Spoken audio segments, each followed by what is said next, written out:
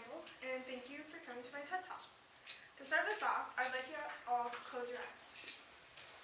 I want you guys to put yourself in a place, preferably outside, that makes you happy. This could be by the ocean, with the warm summer breeze hitting your face, that hint of salt. This could be in the mountains, with the birds chirping. This could be by a lake, with friends, or by yourself. I want you to bask in that feeling of happiness, of content, lack of stress. To you guys, this might have just been an imagination. To others, this is a reality. I'm sure all of you have heard about solitary confinement, and most of you guys probably heard it in a negative light.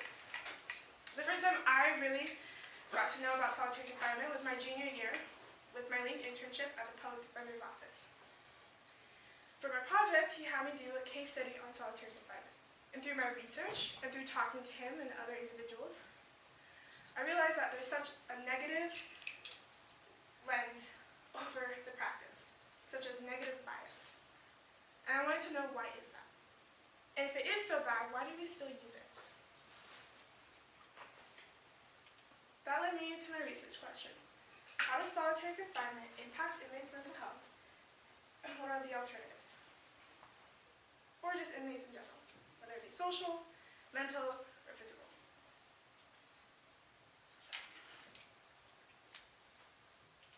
There's a case study done in Pennsylvania where they took a cohort of people born from 1986 to 1989, and they found out that the peak of incarceration was at the age of 22, and then by the age of 30, 3% of them had experienced incarceration. By the age of 24, those who were incarcerated were more likely to be put in solitary confinement, and by the age of 35, at least 1.5% of them had experienced at least one day in solitary confinement. Now, before I go on, I want you guys to understand what solitary confinement is. Solitary confinement is a practice in our modern day that is used for punishment.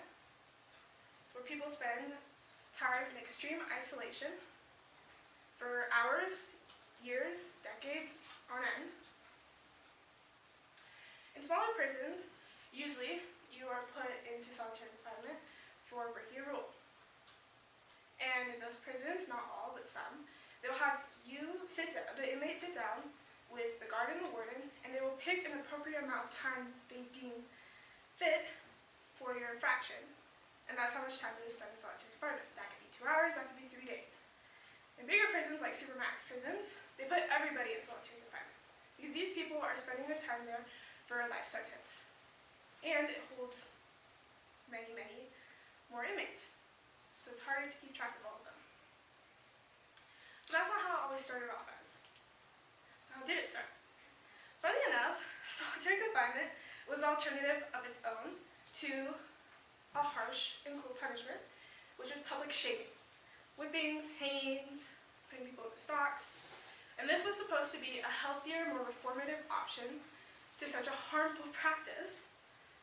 The idea behind this was that by putting inmates in solitary confinement, in self-isolation, they have time to reflect on their actions and on themselves, and on their time they spent in the prison system.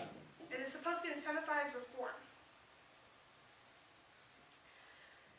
And through my research, a lot of the articles I came across, a word that really popped up was spiritual enlightenment. It's a very philosophical, maybe even religious attempt to bettering such a harmful practice within prisons and bettering people as a whole. So that when you're released, it lowers the stress, it lowers the violence within prisons. But again, that's no longer the use of it, unfortunately. There are 3 types of solitary confinement. The first one is disciplinary segregation. Disciplinary segregation is really the one that targets this punishment reaction. So if you break a rule, you get solitary confinement. And these rules can vary from fighting, contraband, which is bringing something that shouldn't be in the prisons or even in your cell in. That contraband can be from drugs to even in women's prisons, piercings. You can get solitary confinement for having a piercing. This could be even ones that are hard to remove, like dermals. The other one is guards and inmate interaction.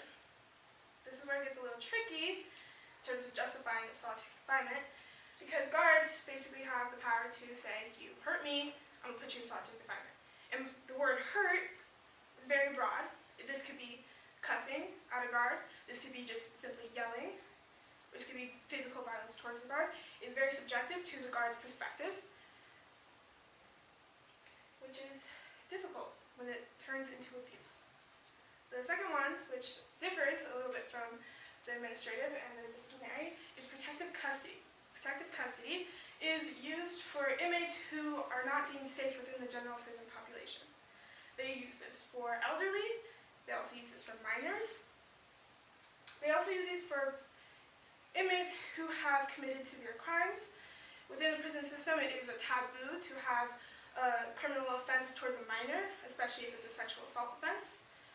It's also a taboo to have been a serial killer. Jeffrey Dahmer, for example, he got killed.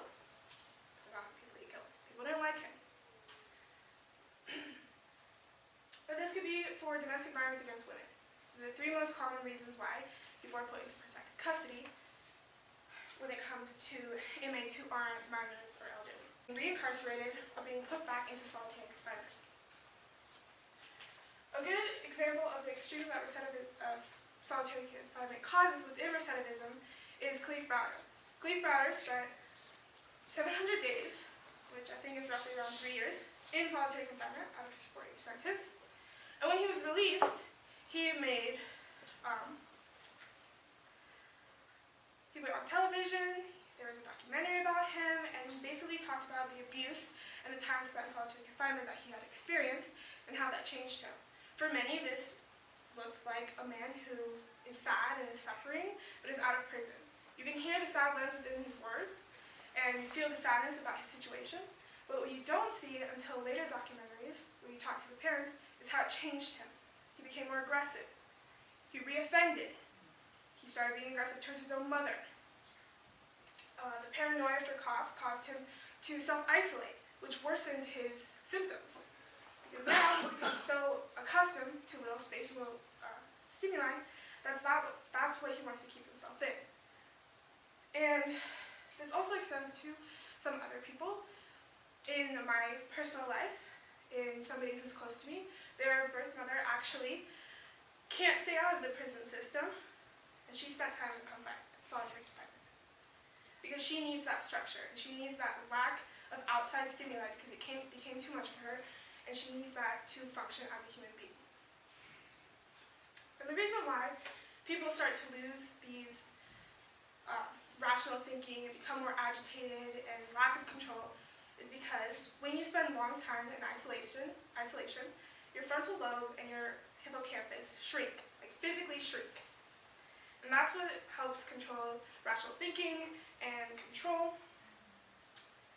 And unfortunately, that's what's lost. And this also adds to an issue when people are released, just like Khalif Browder.